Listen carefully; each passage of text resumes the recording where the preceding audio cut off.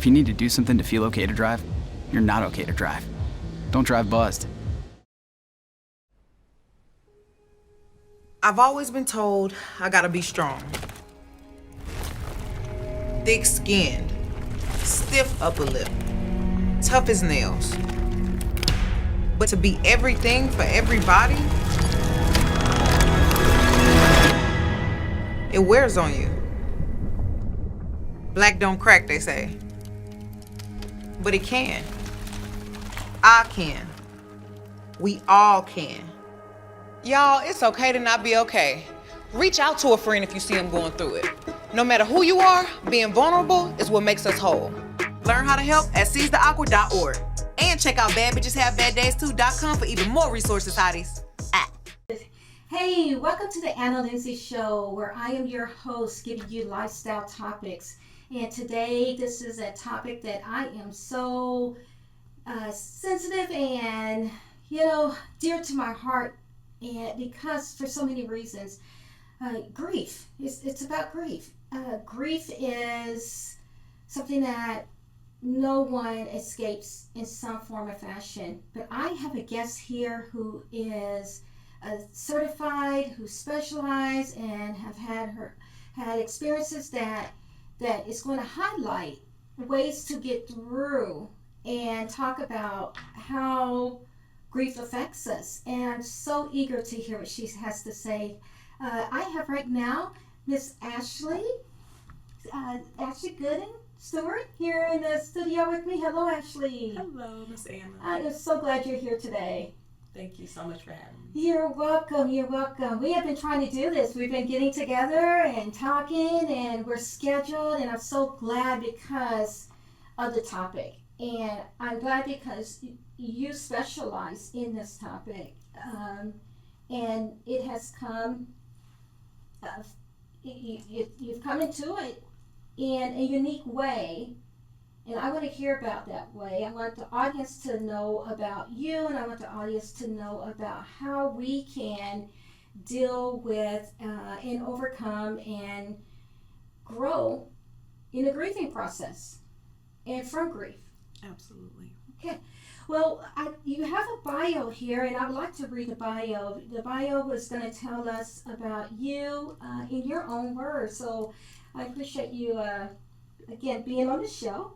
And we're just going to hear more about Miss Ashley. So Ashley is the founder and CEO of the Baby Stewart Foundation, you're a certified grief coach and grief educator, authoress, pregnancy and infant loss advocate, and community health worker. As a philanthropist, Ashley works hard daily to serve her local community. Ashley is from Lamar, Texas, a Lamar University graduate, the proud mother of 3 children, and a devoted wife. After the tragic loss of her firstborn son, CJ Stewart, in 2015, Ashley founded the Baby Stewart Foundation. To commemorate CJ for 8 years, Ashley and her team has provided baby necessities, hygiene, care, clothing, school supplies, car safety seats, and bereavement support to families in the Galveston County area and parts of the Harris County.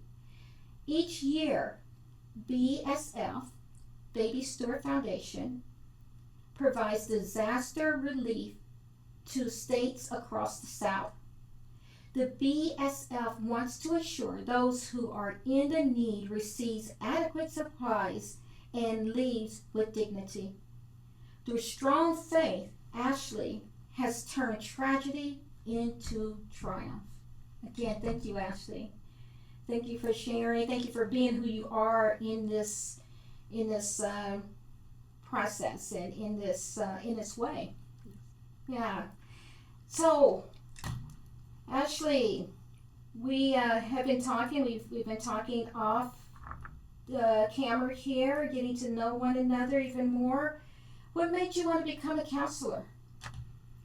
What made me want to become a certified grief coach and grief educator is because even though I was on my healing journey, people started to gravitate towards me. The hurting. It was bereaved parents that, heard my story. They watched me both offline, online, and just wanted to know that there was hope. They wanted to be reassured. And even though I knew from personal experience I didn't need the necessary certification, to help someone navigate through grief or even to tell them about grief and loss. However, with these vulnerable populations, as everything changed during the pandemic, people sitting with their pain, people sitting with issues that they didn't even have a name for it until they sat at home during this, during this pandemic and the shutdown. Okay. And I was like, wait a minute. And then that's when it dawned on me, like, a lot of these things people are going through with grief and loss. Grief and loss is so broad. It is. Loss of self, job loss, finances, yes. Death of a loved one. These were the things people were going through. Yes. So I was like, let me just make sure that I get the necessary tools so I can help these different populations. And then in return, I was able to, still help myself. Yeah. So you grew right along with the call that you felt. Was it like a call that you felt? Absolutely. It was a calling that I ran for so long. Mm-hmm. Because it didn't matter what my job role was outside of, servicing the community through my 501c3. It didn't matter.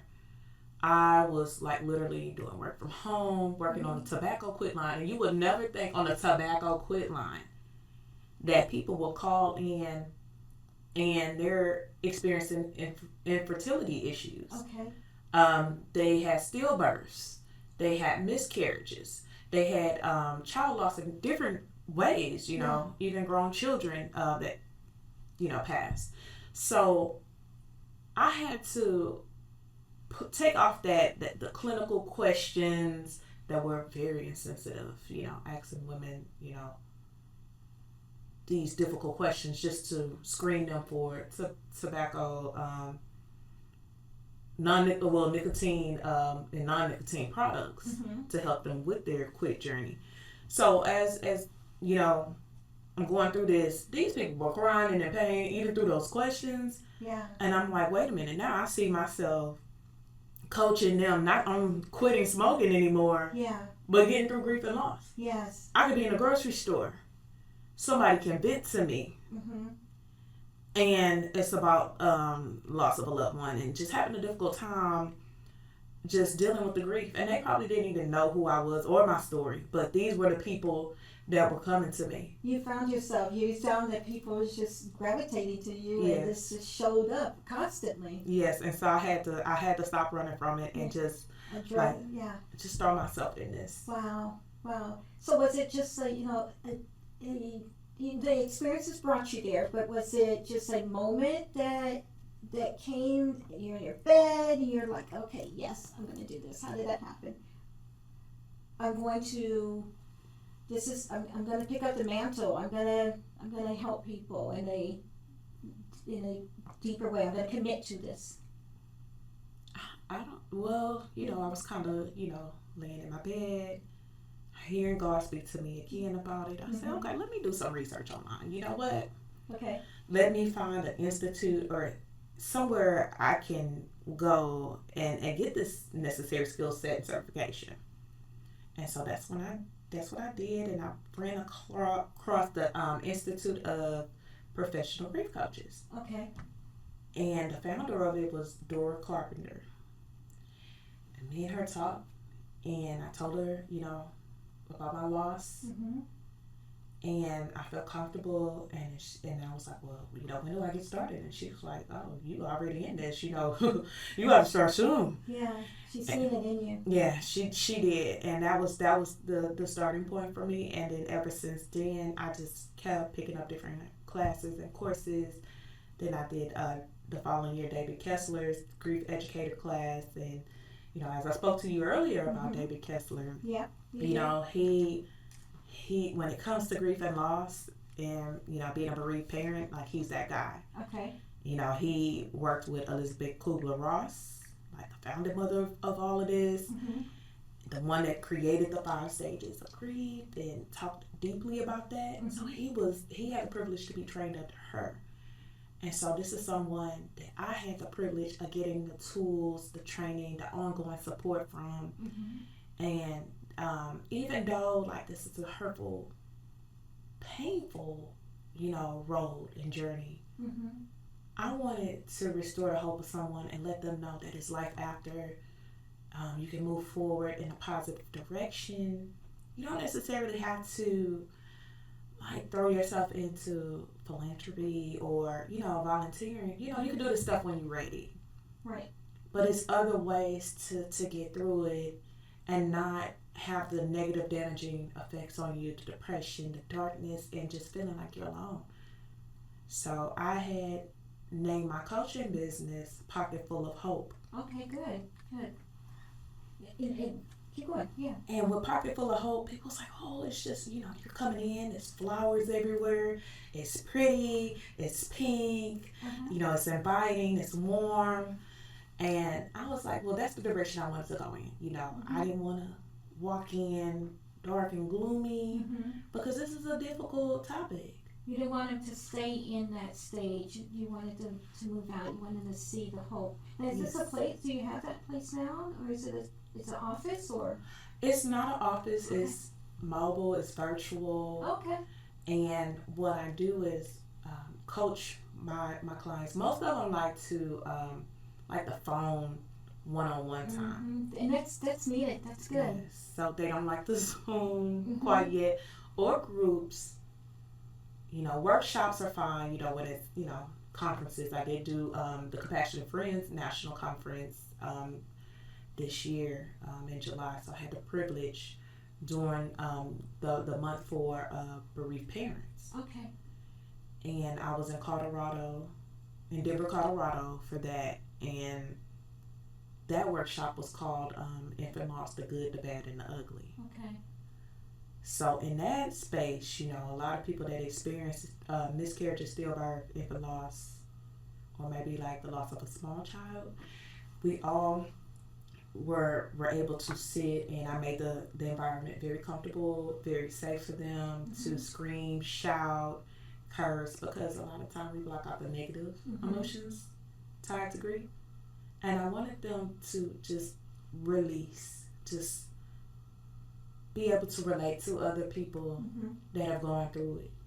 Would you encourage someone who is experiencing grief of any form? You and I, we talked about grief is not just, it's just not just loss, but it comes in, it's loss, but it comes in different forms, in different ways. Would you encourage people to get into groups and services like that you offer? Is that I want to say the most, how can I say this? It's not the most of the only way, but would you highly encourage people to not isolate and go towards groups? Absolutely. So I feel like it's baby steps. Baby steps, okay. Because maybe first you want to start, like within that first year, immediately go to therapy. Okay. Find a therapist, because that first year, it has made or kind of broken down like the best of us. One-on-one with a therapist. Okay. First and foremost. Because if you have issues deep-rooted in depression, you feel like you can't get out of the dark space, you're having, bad or negative thoughts, you're oversleeping, undereating or overeating, alcohol consumption, or, just abusing like illegal or legal drugs. So that's the point where you need to find a therapist ASAP. So that might look like a therapist that you might find through your employee assistance program. Okay. through your insurance, or you might want to go to your local communities to go see what the resources is within your county for mental health. Okay. So that's a real critical time that first year. Go to a therapist, and if you want to keep the sessions ongoing, you can speak to your therapist about that. And then make sure it's a therapist that you're comfortable with. As many times I had to switch therapists. I'm like, this isn't working for me, but I knew I needed it. Mm-hmm. This isn't working for me. Let me go find somebody else, because this is a real critical time. You knew you needed it, Mm-hmm. and other people may know that they need it. You kept going. What made you keep going? Because a lot of people don't. They have a bad experience with a therapist and stop. It's like, all counseling and therapy is the same. I didn't get anything out of it, or it didn't work with that one person. What made you keep going? What made you say, I'm not going to stop. I'm going to find a different person? Because I just knew that this was a difficult process. I couldn't talk to friends or family or solely rely on them. That was unfair. I couldn't unpack all the emotions and the baggage on them. I needed someone that was unbiased. Mm-hmm. I needed someone that was, going to make me feel good and uplift me, and also, draw out the ugly part of grief too. So that's what made me keep going, because I just wanted to heal myself. Wow. You needed, you just wanted to heal yourself. You did not give up. That's impressive. So you can probably know by having your own experience is each stage and exactly where people are. You've been doing this for a while? Yes, I have been doing it for a while, even before the certifications. Mm-hmm. So just providing the support, just with walks, awareness, especially in the month of October, because October is infant loss awareness. Mm-hmm. Oh, is it? Mm-hmm. Okay. So it was just important for me to either, have the events, just speak engagements, just talking about it, just keeping the conversation open. And I think, right now society is more in a death positive direction. More people, especially as millennials, are talking about it. Mm-hmm. We know that the first steps to healing is talking about it and being open and transparent. Mm-hmm. Okay. You have an organization, and obviously you're involved in events. You just mentioned a few of them. The conferences and the events. You have one in particular. It is the BSF Foundation. Baby Stewart Foundation, yes ma'am. Baby Stewart Foundation. What is Baby Stewart Foundation? Okay. So Baby Stewart Foundation is a 501c3, and this is something that I founded in memory of my son. Mm-hmm. So it doesn't completely center around his life, but it's just keeping the legacy and keeping him alive. Great. So, and this is just through helping families, strengthening the community, helping vulnerable individuals. And, it's a lot of times I hear, single fathers, single mothers, even the senior citizens that we serve, say that, sometimes I just feel forgotten. And you made me feel seen. You made me feel heard. And that just, it keeps me going. It keeps me encouraged. Because, it's hard. We're going to take a short break here, Courtney, and we will be right back. I'm Jenny Garth, and as a mother of 3, I know kids worry about a lot of things. Getting enough food to eat shouldn't be one of them. But here in America, that is a real worry for 1 in 5 children. Even though we are one of the most food-rich countries in the world, 15 million children don't know where their next meal is coming from. This is unacceptable, and something the Feeding America nationwide network of food banks is working to solve. Instead of accepting that our country lets billions of pounds of surplus food go to waste every year, Feeding America has made it their mission to help families in need by rescuing this food.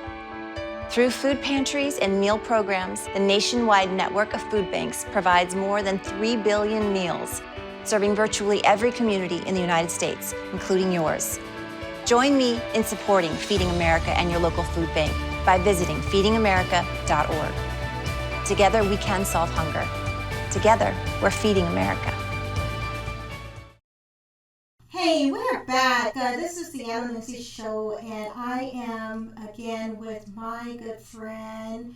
We have Ashley Stewart here, and Ashley has been talking to us about an organization that she had founded. It is called the Baby Stewart Foundation, and we're just going to jump right back into it, Ashley. So, you were telling us about the Baby Stewart Foundation and all, and how it came about, and what you guys do. You help communities. You've had some experiences that you were sharing with us, and how the foundation has helped through the process of what you have experienced, but also has been real meaningful. We talked off the record, and you were telling me the amount of people, how much it's grown, the amount of people that you have helped. Tell us about that. Oh my! You know what?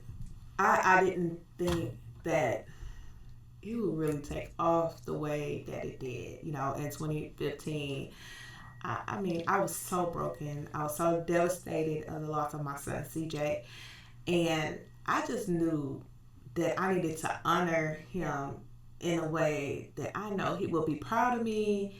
And he lived a beautiful life. He was full of joy every day. And I knew I didn't want to be that person. I didn't want to be bitter. I didn't want to be a recluse. I always had the desire to help others. Ever since I was a small kid, I would follow my mom around with her job to whenever her job would go to different shelters and different homes and drop off toys and drop off food and canned goods. So, you know, I saw this growing up. I took care of my grandparents. I helped take care of them. I would always be so curious about my neighbors. I believe her great-grandmother. I would just peek in there. I'm like, why y'all have her shut in like this? I want to go talk to her. Like, I was so curious. I would go get, like, my children's Bible and read it to her. So it's just like I always enjoy helping others. So it was a natural gift. And in return, like the response that I got from the world was beautiful. The sponsorships, the corporate partnerships that we've had over the years, like this was just a startup. You know, I pulled out the plan, and overnight, God kept on telling me to write, to connect with my mentor Barry, that's back in Austin. I took his nonprofit leadership and management course in ACC. Okay. So that's Austin Community College. So Barry Silverberg, like if it wasn't for him, it would have never happened. And this man told me about 5 or 6 times I wasn't ready to run a nonprofit. But once I reached out to him, after getting a runaround from everybody saying they would help me start one, because I didn't know which direction God was grieving, he was like, say less. And this is a man that charges about up to $5,000 per client. And he told me, and I was willing to sell my car for that amount. I had a car that was almost paid off. That's how passionate I was about this. Okay. And he was like, no, you're just gonna pay for the filing fee, and that's it. Just promise me that you would really grow this foundation and have it really take off. And he was like, I believe in you. Oh, wow. I could see it across all the states, and we have been to every state mobilely. Because I didn't let it like tear me down that I couldn't serve people because I didn't have a building. I went to the people. I went to the trenches. I went to the homeless. I went everywhere by foot, just giving things. A lot of people closed their doors, told us no. It did not stop the mission. Yeah. All in Louisiana. I'm in Mississippi during the water crisis. Okay. In Jackson, Mississippi, we was there last year. Every disaster we have been in Lake Charles and Baton Rouge, even during Hurricane Harvey, I was determined to to help my people locally too. Like I had diaper boxes I'm giving to people. Yes. Senior citizens got adult diapers. Everyone getting hygiene, everyone getting cleaning products. And when the pandemic hit, I had to serve everybody. I had a room in my office just stacked with toilet paper. 2019, I said, let me just stack up toilet paper and just cleaning supplies. Okay. Hand sanitizer, masks. I already had all that stocked up. I don't know why. I just had it, and it was just stored. And I had a good friend at the time. She was working at Walmart, so she's bringing stuff to my house too. I'm getting packages every week. So when that pandemic hit, I didn't know I was preparing for that. Wow. So I got a lot of calls from senior citizens. They couldn't get up at 7 o'clock in the morning and go shop and fight off crowds. So that's when I stepped in. I delivered it. No mask or nothing, no gloves on. I didn't even know what COVID was. Never heard of it until 2020. Still put myself at risk, not knowing the seriousness of this, the severity. Yeah. And here I am giving out all these things to make sure the people was good. Yeah. So who's we? Who's your team? My team, it honestly comes from family, Okay. friends, classmates that I had went to high school with, and even if they're not actively there side by side helping me, they're donating. Yes. Okay. Yeah. They're there. They're donating. So when you say you go out, especially like to different states, and you say you're on the ground, doing the footwork. You have a truck. What does that look like? Oh no. Honestly, what I do, like donation pickups every month, that looks like a U-Haul truck that I'm renting out. A U-Haul truck. A U-Haul truck, Okay. just to ensure that we have all the product donations. When I'm going door to door to people locally or just other cities, I'm like in a Hyundai. Car getting weighed down with these big boxes and supplies that I'm making sure that the people get. And then when we're out the state, we're getting a rental. Okay. So we rent like maybe like a 7-passenger vehicle to ensure that all the supplies and everything gets there. And then so my children can also come along. And, they're with me every step of the way. They see mommy, Yes. they see daddy doing this in real time. And sometimes, my mom will go out of state with us too. Okay, so the whole family's involved with it. What type of do you have a memorable or just something you can share as far as when you're delivering? What does that feel like for Baby Stewart? It is an emotional experience. It's just sometimes the feeling is so overwhelming. Like I see people living in the worst conditions. Like we take things for granted, like being able to take $5 to $10 to go to the store to buy, soap, toiletries, maxi pads, a sleeve of baby diapers. These people got to make a difficult decision. Am I going to take this $10 to $15 to get to work for the week to put the gas in my tank? Or am I going to get diapers? Like, I even had a lady tell me, you know what, I'm just going to have to go still. I said, I know I can't 100% prevent that, of course. But the mother in me, the human in me saying, look, not tonight. Yeah. You don't have to risk it all. Yeah. I got you. And just to know that you were positioned there. How do you go? How do people find you, or you find the people that you serve? They find me because I'm very responsive on our Facebook page, on Baby Stewart Facebook page. I get friend requests. They come to my personal page inquiring, or maybe referring a friend, or they'll see a post I make and be like, hey, I'm interested, and then I kind of follow up with them from there. But a lot of word of mouth mainly. But now donations have got to dwindling down. So I lost a lot of partnerships due to the pandemic. A lot of people had to shut their doors permanently. A lot of the corporations, and so it's getting smaller and smaller, but we're still finding other ways to give and to show up for the community. Yeah, you're not giving up on it. No way. Yeah, that's my next question. What's the where do you see Baby Stewart Foundation? Where sometimes we have these moments where things do change, in our businesses and organizations, and that's okay. But what's your vision? Where do you see Baby Stewart Foundation growing? In the future, I see Baby Stewart Foundation still being mobile. Okay. However, I do see us being able to serve more people out of a building somewhere locally, Texas City area, Lamar area. That's what I'm striving for, a building for us. And even maybe monthly, I could just park in the most populated areas such as Clarke once a month. Just have all these things that people may need. Mm-hmm. They can come to the truck and inquire and get it right then and there. I can come to the people because transportation is one of the biggest barriers for a lot of people out here. Yeah, I can see that. So being able to have a place and just keep growing with it. Yes. Yeah, I see it. I can see you. You're there. You have, of course, the heart and the vision and the passion for it. And I don't see you stopping. So yeah, that's very sweet. And I was just curious. Like I said, the question is I can imagine how your son feels.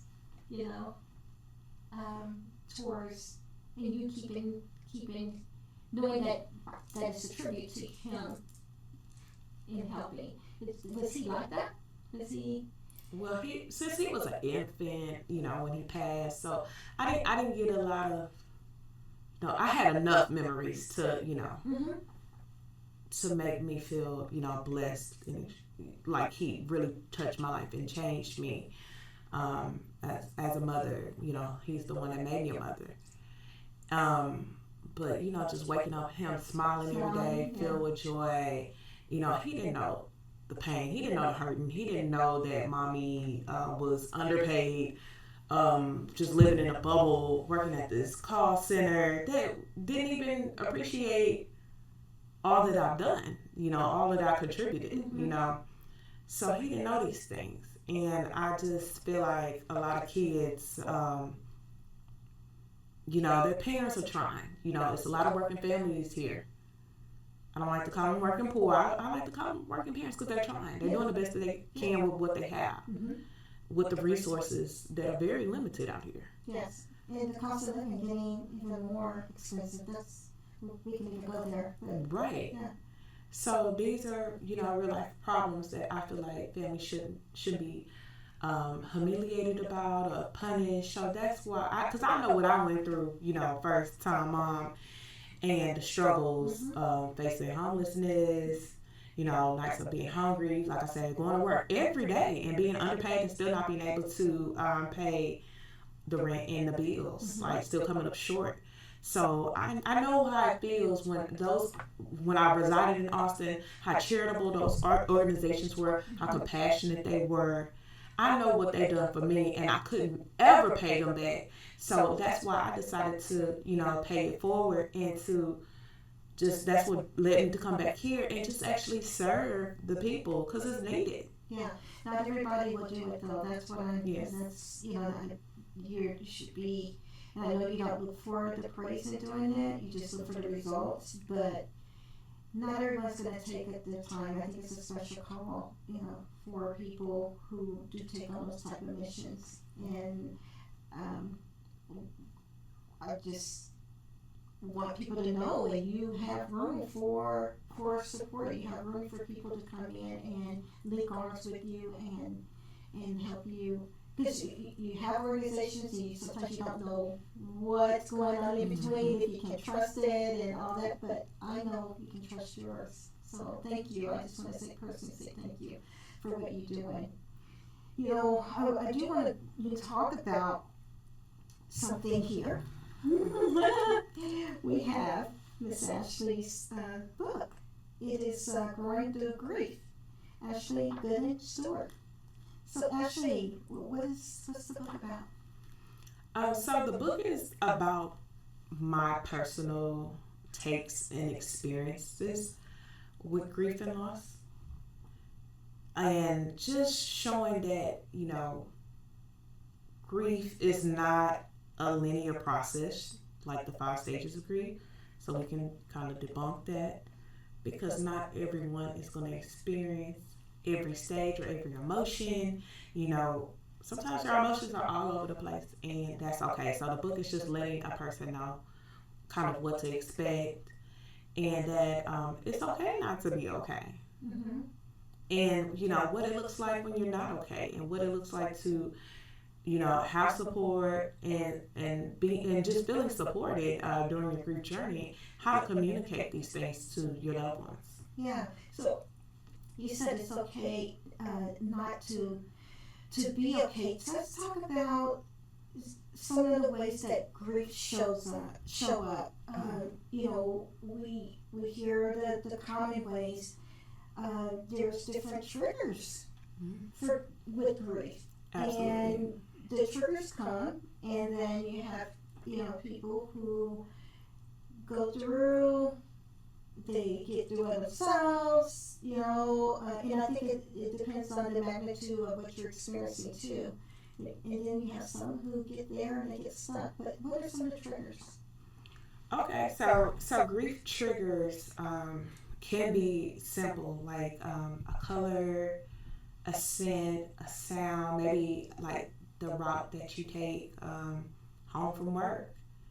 So grief triggers can come and they can go. But the thing about it is, once you have the trigger, you need to acknowledge it.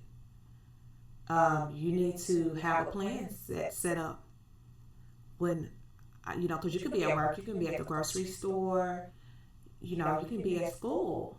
You need to go take a break or a walk or a sip of water, or maybe phone a friend until you get back to that space where you're okay and you can finish the task at hand. So we see the trigger, and I guess I got a little ahead of myself because you just answered it in a way that I hadn't heard of, and I appreciate you giving insight on that. Is that from someone who has a lingering grief, or an experience, an experience that they're in the grieving process, and that's how you manage it? Things that will trigger those moments or that experience that you had or are having? Is that what?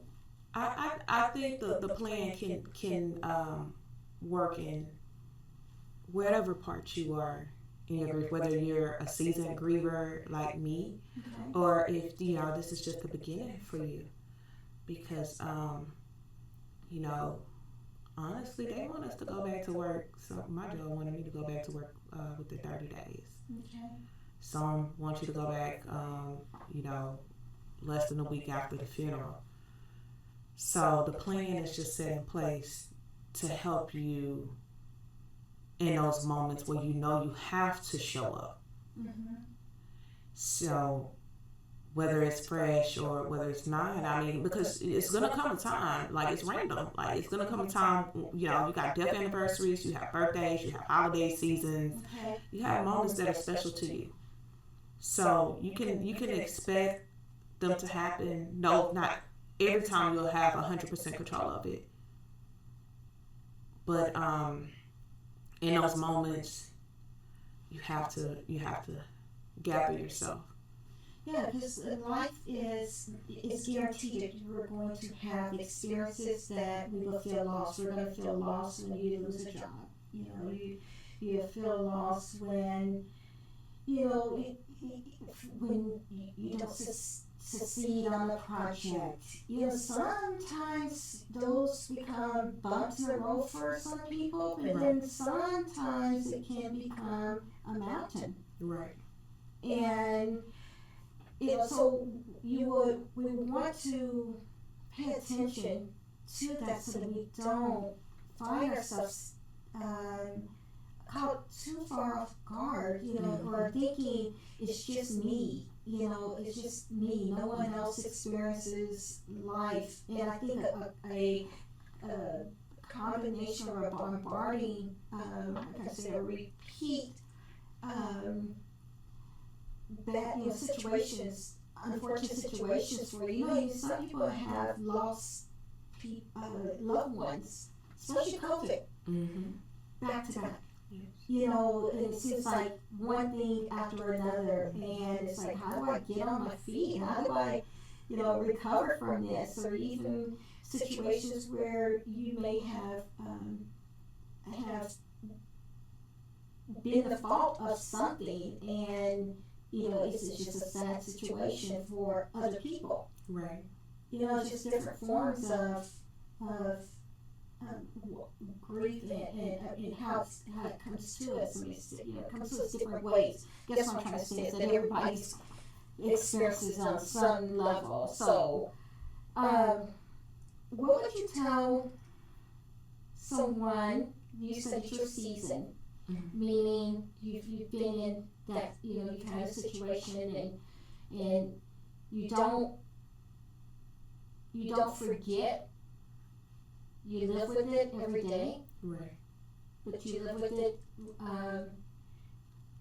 You live with it the best way you know how. Am I saying it correctly? Right, and that's true. And the pain. People want to stay connected to the pain from day one, because they feel like if they don't, and that's the moment of being stuck, that they're kind of letting that loved one go. So, right. So you don't have to be connected to that same pain level as day one. The initial shock of finding out or discovering, that loved one. So it's okay to release the negative emotion, to release the pain associated with it, and to forgive yourself for however the situation was. I mean, even if it was, for instance, you wasn't at fault, it was, homicide or something. You have to not beat yourself up about it, because, it was beyond your control. And honestly, you wishing bad on the person, and, thinking negatively, wanting to seek this revenge. And it's like, you're drinking the poison, and you're the one getting sick from it. You're the one hurting and harming yourself. Eventually, people have to make their peace with the things that they've done, right or wrong, indifferent. They have to let them make that peace. But your loved one wouldn't want you to stay connected to that, or to blame the doctors, the nurses, or any of that. Yeah. And it's all, we hear it from, and we know it, and sometimes you even know it. But how do you get there? I love the fact that you said you have to pay attention to that trigger or that feeling to help counteract. What are some other ways to help heal from grief? Do you have any other? Yes. Okay. I serve a lot of clients, diverse clients. So, with our community, with the Black community, we want to tell people to pray about it. We want to tell them to go to church, or if they are grieving and stuck in their grief, we want to say, oh, your faith is not there. Where's your faith? I mean, and if that's your faith walk, whatever spiritual beliefs you have, that's fine. You gotta rely on something that's gonna keep you inspired and keep you motivated every day. So whatever spiritual belief that is, that's fine. But you also have to do the work. Like I said, the therapy. And over time, if you feel like therapy is good, but I want peer support, you want to reach out to these online communities. Compassionate Friends, like I said, I found them online first, learned about their national conference after almost a year after my loss. Then I felt comfortable to be around other people. But to engage with, kind of like-minded people. Like, you can put them in different categories, the different groups and hobbies and activities that you have, and kind of keep yourself uplifted and staying present. Because like my grief friends, I know I can't do every single activity with them, but I know for sure I can call them anytime I have a trigger, or anytime I'm having a bad day. I can reach out to them, and it's a safe space. Everybody's grief is unique. We may have similar experiences. Not every day is the same for each griever, but just to, like you said, just to know that you're not alone in it. It's like, someone went through it, and their life is an example to help you get through it. Yeah. Do you find that? Do you find, especially on the professional side of it, that people say the wrong things to someone who's grieving? Absolutely. What are those wrong things? How can we get it right? From medical to churches to, even family and friends. Like, I've heard people say, well, your child is with the Lord, and that's okay. That's where you should strive to be. Or, God doesn't make any mistakes. Or doctors telling you, oh, that happened so long ago. So, what are you worried about? It's just very insensitive. I really don't believe that people shouldn't say nothing at all. I mean, if you want to sit with a griever while it's fresh, witness their grief, yes. If you want to provide them with some kind of resources, yes. But you cannot force it on someone. Right. You can't be offended if a person is not open, because it takes time, and they have to feel whenever they're ready to receive whatever resource, whatever counseling, whatever coaching, whatever peer support. But I think we need more training within our community, like the people that are community leaders, the people that are religious leaders, our medical professionals definitely need some training and some sensitivity on grief and loss. What would you like? I mean, everybody's different, and people may feel different at different, stages and times, especially like you said, when it's fresh. What's one thing that helped you during the fresh stage? When it was fresh, was there anything that helped from someone else? From someone else, it said or did? It really helped when people came, and they just came. Like, they dropped everything. They came to me. They came to sit with me. They came to talk. They came to listen.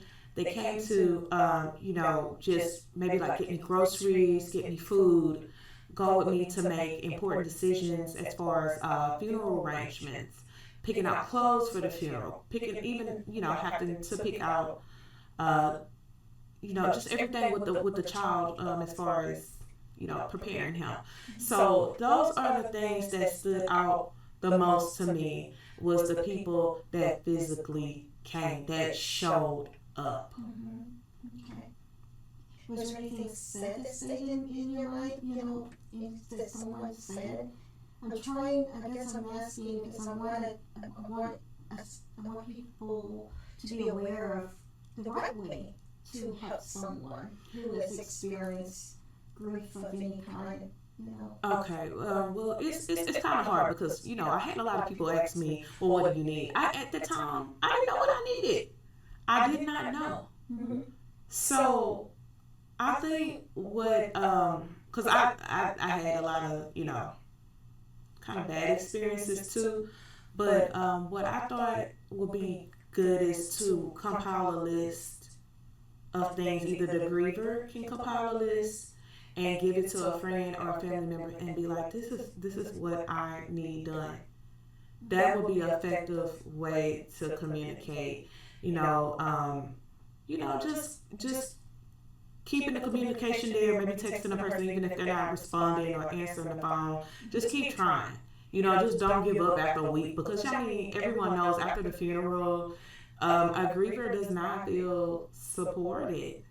So keeping the communication open, maybe not saying good morning, not saying good evening, good afternoon, because I'm in funeral school, so we are taught to not even answer the phone and be like, hello, good afternoon, like, it's not a pleasant time. So maybe taking that out the vocabulary and just being very direct. That helps, just checking in on you. Can you let me know? I'm around the corner. You want me to go pick up something for you? Just very direct. Yes. Not super short. Yes. Not super short. Okay. All right. Well, we have been talking for a moment, and we're gonna go ahead and take a small break. Again, I have Ashley here in my studio, and we are talking about grief. We're going to dive in a little bit more. We'll be right back.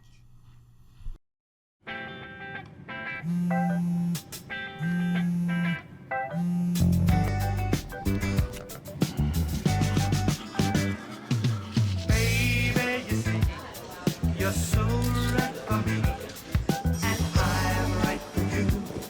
I love the things you do, like sweet tasting wine. Your lips are so divine. Your loving turns me on. My lonely days are gone. That's why I'm never gonna let you go. Never gonna let you go. Babe, I'm never gonna let you go. No, never gonna let you go. Baby, never gonna let you go. Never gonna let you go. Babe, I'm never gonna. Here you go. Thank you. Thank you.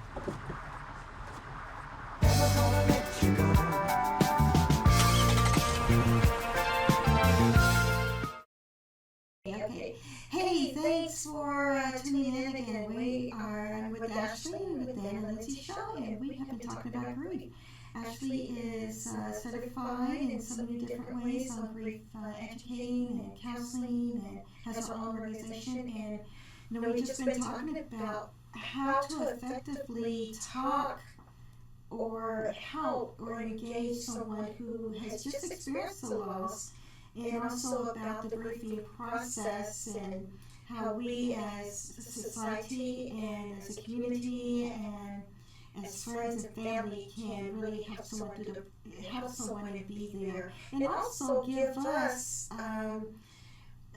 tools and insight on how we can overcome grief and deal with grief and process grief. I don't want to say deal with grief, but process grief, because grief and comes to all of us at some point in some form. We deal with it. It's a natural part of life. I believe that grief is a part of life. Do you think it's good for us in any way, Ashley? Grief?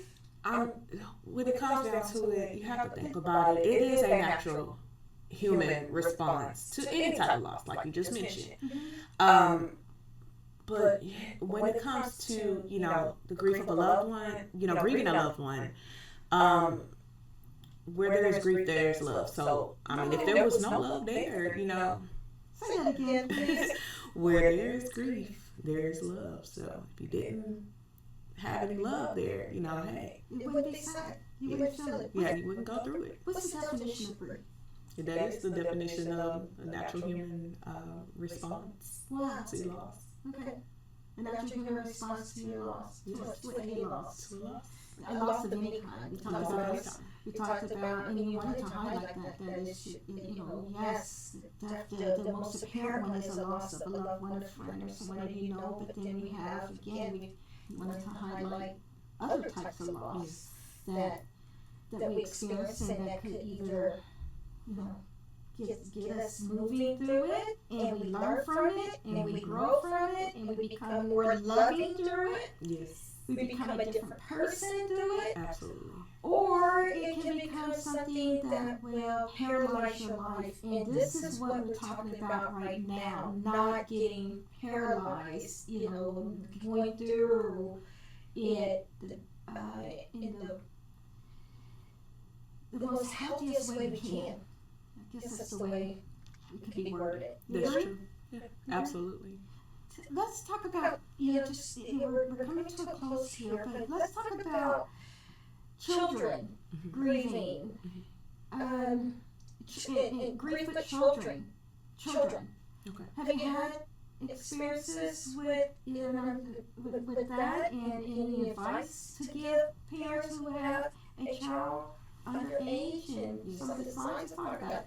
So with children, especially with small children, they may experience loss such as, the parents getting divorced, maybe losing a home, a pet, or maybe a friend moving away, or them even changing school. So those are the common things that they experience at a very young age. And as time progresses, they, may lose loved ones and friends. But you have to talk to them about it. It's no way around it. You want to make sure that the conversation is, age appropriate. And, it also depends on their maturity level and their level of understanding. But with children, they know more than what we think. And you can't shield them, especially with the society that we're in, with technology and advancements and them being able to access computers and phones and tablets. So one way or another, they're going to find out. You just want to make sure that they find out in the best informative, healthy way. And keep those lines of communication open. Like, even if you're grieving at the time, maybe it's the same thing that you all are grieving over, be open to the questions, because kids, the questions are going to be completely random. It's going to come later. And another thing that people usually do is keeping children away from the funeral. It's okay to bring them there, because a lot of times you're talking to these children as they progress and get older. They have regrets because they didn't get to pay respects to auntie or grandma or grandpa. No closure. Yes. We see it as closure for us, so we want closure. I can see that. Right. I can see that. Any other ways that it shows up? I mean, behaviors, I would think. Yes, but if it's kind of trickling down for them is, maybe they're declining in school. They may appear to be like maybe hostile or angry. You might get bedwetting, maybe a decline in their like social skills and just cognitive skills, and that you'll see that decline. So that's when to maybe talk to the school counselor, or maybe seek some kind of family therapist for them. Or withdrawing, some of those. Just don't take it for granted that, and don't leave it out of the process, especially if it's something that the whole family is experiencing. Yes. Yeah, or just paying attention and being proactive and saying that, hey, this has been a life change. So let's make sure that everybody is being addressed. Yes. What about teenagers? With teenagers, because they get to that age where they do know a lot. They do have a lot of experiences than the smaller age kids. And if you see them, being depressed, maybe having suicidal ideations, withdrawing, of course, lashing out, or just maybe, bottling in everything. Talk to those coaches, talk to the teachers, see what the progress is like in school. Maybe even group therapy will be more effective for them, and peer support. Sibling loss, once they get teenagers and a little bit older, might be a little bit more common for them. So, Compassion Friends also caters to sibling loss. And they have their own groups, and they bond with each other, do activities with each other, because, that with that particular loss, a lot of time, children or even adult children get neglected because everyone caters to the parents. So Yeah. Well, I didn't mean to cut you off, I'm just like agreeing. So what do you say to someone, or even a teenager or an adult who don't want, I know we talked about it, that you have to give them time, but it's just time. But then they're still resistant to getting help. Do you have any tips on helping families, pull someone in that, there's been a time we need to really address this, and they're like, no, it hurts too bad, no, I'm not going to talk about it, just shut down. It's a lot of people, a lot of families that are hurting altogether that, are, resistant to receiving the help that they need. But, possibly just making referrals, making recommendations to them, but just nothing too forceful. It has to, take baby steps, have some sensitivity around the nature of the loss, and kind of staying on top of it, kind of being consistent with them having the resources. But the best thing is to just provide it for them and let them have that option, let them know that help is there for all of them. Keep it in front. Keep it relevant. Yes. That's what keep it relevant. Mm-hmm. Is an idea. Is there anything else that we haven't talked about that you feel like we should mention, we should talk about before we close up? Yes. So the main point I want to make is for anybody that is on their grief journey, and even if they're having difficulties, it's okay to have those difficulties and to be able to have those times when you just do feel like you're in a dark place. You have to be alone. You want to, maybe just take a day off of work or school and, just rest. But in those moments, make sure to apply self-care, give yourself grace, apply some compassion, and give yourself the time that you need.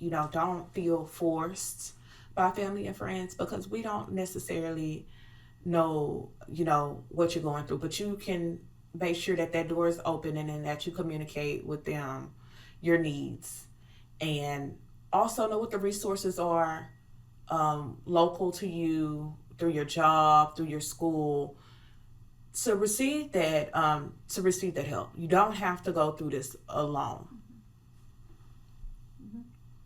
Good.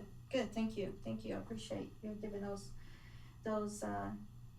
final supporting thoughts and words that you don't have to do alone. I think that's probably gonna be the fastest way to do it. Or I shouldn't have said fast way, but that's a more progressive way to get there. Because don't you think that when we do it alone, that we can stop? I like being in my thoughts. I like processing. A lot of people like processing things, and I think there's the time for that. Yeah, it is a time to be alone. It is a time to actually grieve and cry it out, and to let go of those emotions by yourself. But that's when you're finding yourself stuck, and when it's hard, or you're isolating yourself, then that's when it's a time to let others in. Yeah. Like someone like you. Yeah. Tell us again, how can we reach you, Ashley? Well, you can find me on Facebook, the Baby Stewart Foundation, and also my grief page, Ashley the Grief Coach. I will respond. We do have a website for the grief, Pocket Full of Hope, griefcoachingandsupport.com. 1 L, no typo for Pocket Full. And thebabystewart.org. Awesome. Again, thank you, Ashley. That's it's helpful. We're sitting over here, we're taking deep breaths. We want people to get it. I share with you, we all have experienced grief. We want people to get healthy, to get support, and to live life in the most healthy and best way that is possible in dealing with life tragedies, life situations. You know, that's why we're here. Our experiences, someone else's experience can help you along with that, and to be the best person that we can be while we're here. And definitely do something good, because this lady's doing great things and great things with something that had been so painful in her life. So again, you have been watching the Anna Linzie Show, and I am so glad that you tuned in. I am sure that something and a lot was said that is going to make us think, make us be more sensitive, make us think about others, and also wrap our arms and be a good. Let's go and be a good to one another. We're here together, and it's in us. It's in us to be good. So again, this is the Anna Linzie Show. You can find me here weekly on Mondays at 6 p.m. Central Standard Time. Thank you, Clarke TV, and thanks for tuning in.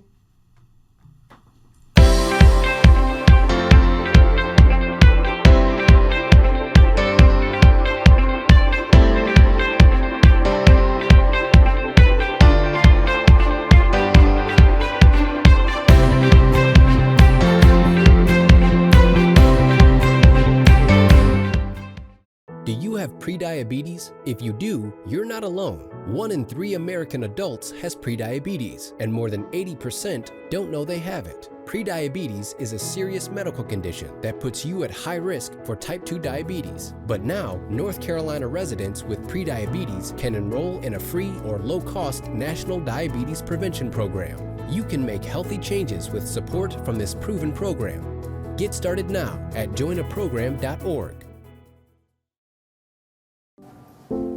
When the stadium lights are dimmed, when the cameras stop flashing, when the pads are off, the pressure sinks in and it's just me in a world of expectation.